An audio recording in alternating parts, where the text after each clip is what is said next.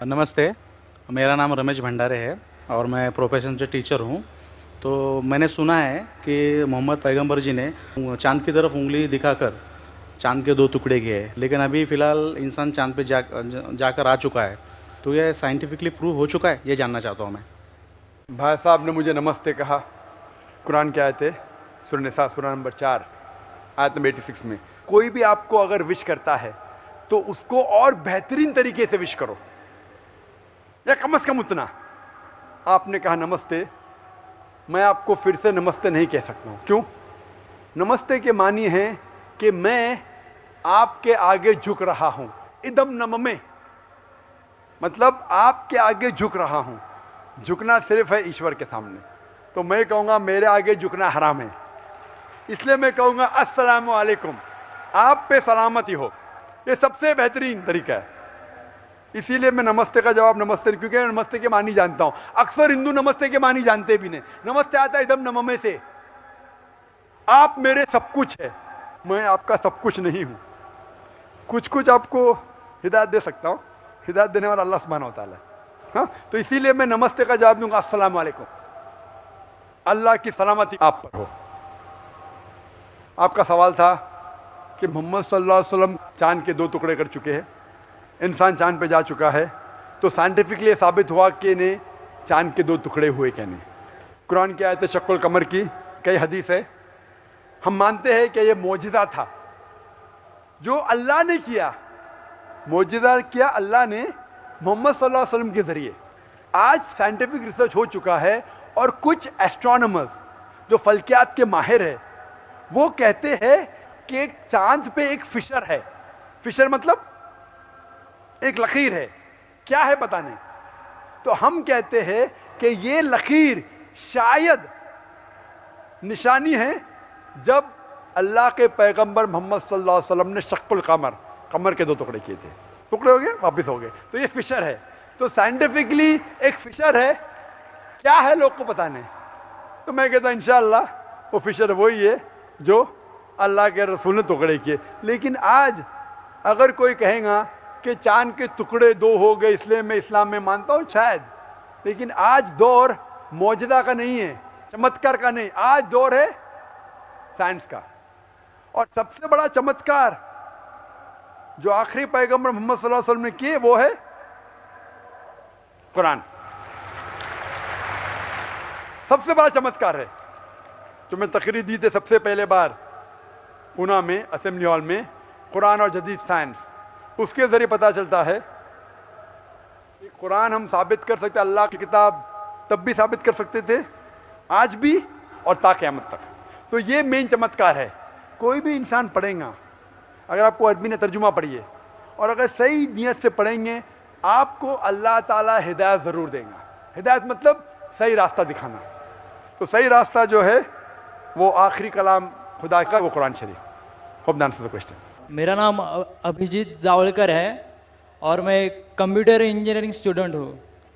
Sir, मुझे आपसे ये पूछना है कि अगर कोई मुस्लिम कुरान के ऊपर हाथ रखकर कोई कसम खा ले तो क्या वो कसम वापस ले सकता है? भाई साहब ने पूछा है कि अगर कोई मुसलमान कुरान पे हाथ रख के कसम खाता है तो क्या वो कसम वापस ले सकता है कि नहीं। आम तौर पे कोई भी मुसलमान कसम खाता है, चाहे कुरान पे हाथ रखे या नहीं रखे, उसे वापस नहीं लेना चाहिए। अगर उसे पता चला वो कसम गलत चीज है, किसी को नुकसान पहुंचा रही है, तो वापस ले सकता है। तो एक मोमिन, एक मुसलमान अगर अपने जबान से कहता है, कसम खाता है या इंशाअल्लाह कहता है, उसका फर्ज हो जाता है कि उसके ऊपर अमल करे। कुरान पे हाथ रखना नहीं रखना ऐसा कुछ लिखा नहीं है।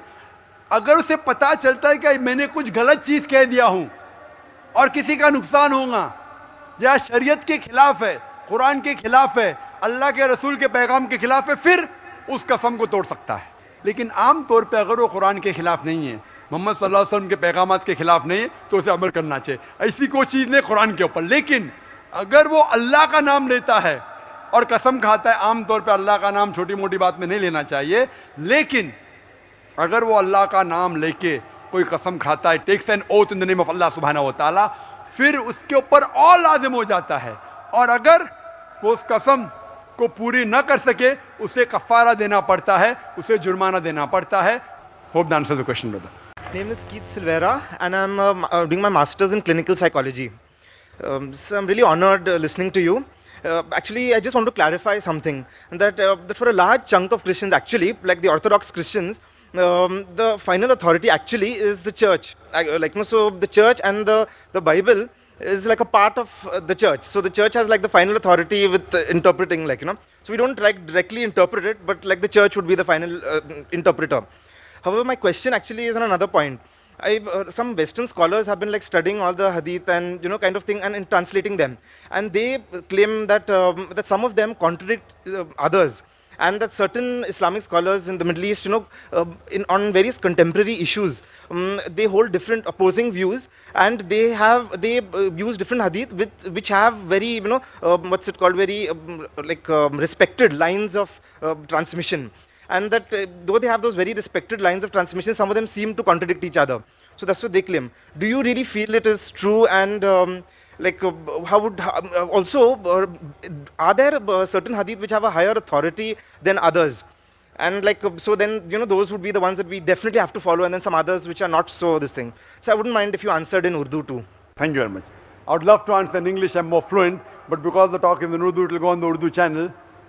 میں انگریزی میں بات اور فلوئنٹلی کر سکتا ہوں، لیکن بھائی صاحب نے انگریزی میں سوال کیا، لیکن مجھے کہا کہ اردو میں جواب دے، اسی لیے میں ان کا آبھاری ہوں. ماشاءاللہ. بھائی صاحب کا میں سوال پہلا ترجمہ کروں گا، اور میں ہمیشہ کرتا ہوں. بھائی صاحب نے پوچھا کہ وہ ایک کرسچن ہیں، اور کرسچینٹی میں بائبل ایک کتاب ہے خدا کی طرف سے، لیکن اور امپورٹنس دیا جاتا ہے چرچ کو. جس طریقے سے چرچ بائبل کی تفسیر کرتی ہے اس طریقے سے کرسچن مانتے. کرسچن ڈائریکٹ بائبل کو نہیں پڑھتے، ڈائریکٹ پڑھتے، لیکن جس طریقے سے چرچ اسے سمجھاتی ہے اس طریقے سے اس کو سمجھتے. مثال کے طور پہ پہلے آپ کو چرچ میں جانا چاہتا تھا سنڈے کو. آج کیونکہ سنڈے کو کم لوگ آ رہے، چرچ نے کہا کہ اب سیٹرڈے کو بھی چل جائیں گا. چرچ نے کہا. میں یہ پوچھنا چاہتا ہوں، چرچ کو کیا اتھارٹی ہے کہ خدا کے کلام کو بدلے؟ اسی لیے یہ صرف کرسچینٹی میں نہیں، اکثر مذاہب میں اسلام کے علاوہ جتنے دیگر مذاہب ہے، وہی لوگ برہمن کہتے آپ وید کو مت پڑھو، وید کو میں پڑھوں گا.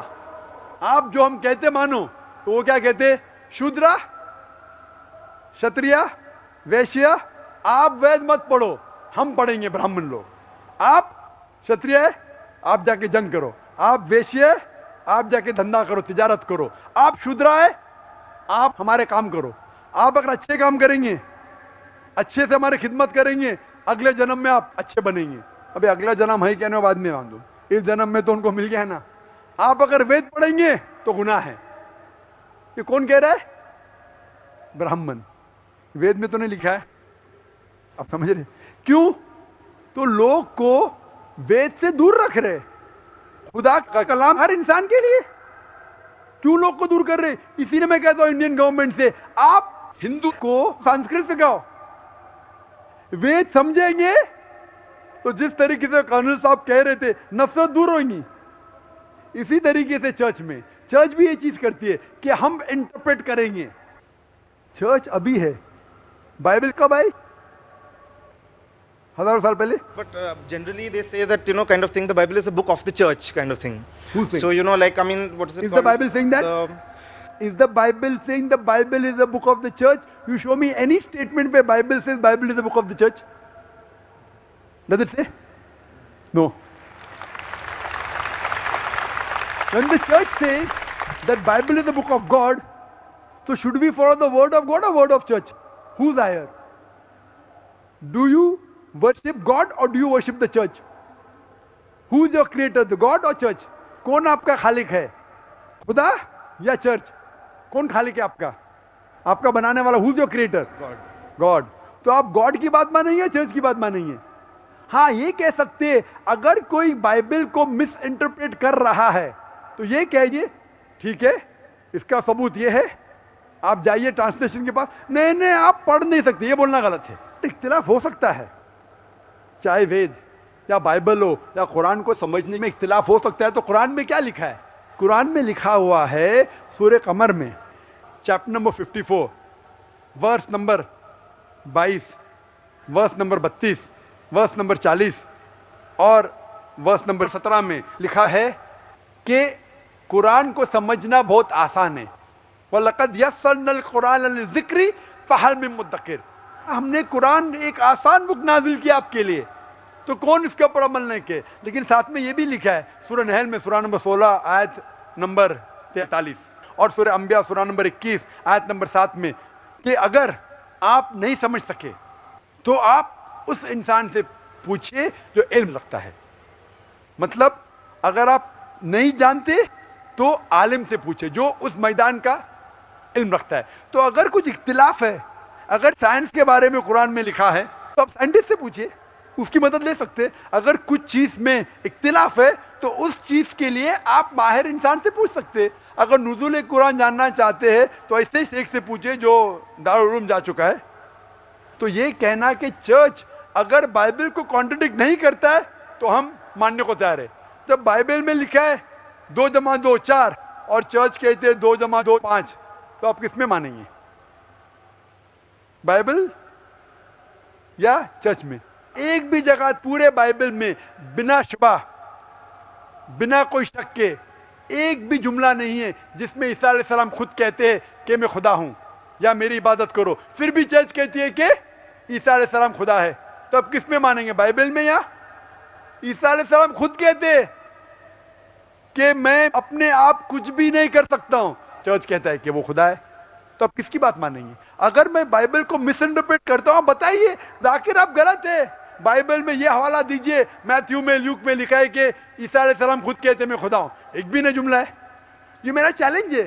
जब मैं चैलेंज कर रहा हूं दुनिया में करोड़ों लोग के सामने, मैं डिबेट कर चुका हूं अमेरिका में, यूके में, हिंदुस्तान में, कई टॉप स्कॉलर्स से, वो जब साबित नहीं कर सके फिर भी आप बोलते चर्च की बात मानो। How would you interpret? अभी मैं आता हूं आपके सवाल के ऊपर, मैं सवाल पे आपके आता हूं हदीस के बारे में। Sir, no, sir, that I just want to verify. How would you interpret the part in 1 Corinthians where it says that the church is the pillar and bulwark of the truth? 1 Corinthians में लिखा है कि church is the truth and The pillar and bulwark of the truth. Bulwark of the truth. Corinthian किसने लिखा है? किसने लिखा है कोरिंथियन? Saint Paul. हाँ, Saint Paul. सेंट पॉल, खुदा ने नहीं। बिल्कुल सही। तो मैं ये कहता हूं कि वो जुमला बताओ जो ईसा अलैहिस्सलाम ने लिखा है। हम मानते हैं कि इंजील अल्लाह की वही है, ईसा अलैहिस्सलाम के जरिए नाजिल की गई। कोरिंथियंस तो पॉल की, हम पॉल में माने या ईसा अलैहिस्सलाम में माने?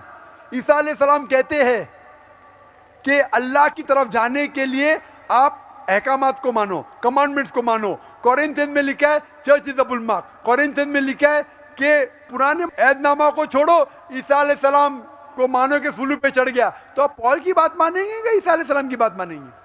किसकी बात मानेंगे? तो जब भी टकराव है, अगर एक किताब पॉल ने लिखी, सेंट पॉल ने, एक जुमला ईसा अलैहिस्सलाम का टकराव होता है, किसकी बात मानेंगे? ईसा अलैहिस्सलाम की। बिल्कुल सही। इसी तरीके से हदीस में भी आता है। हदीस भी कई किस्म की हदीस है।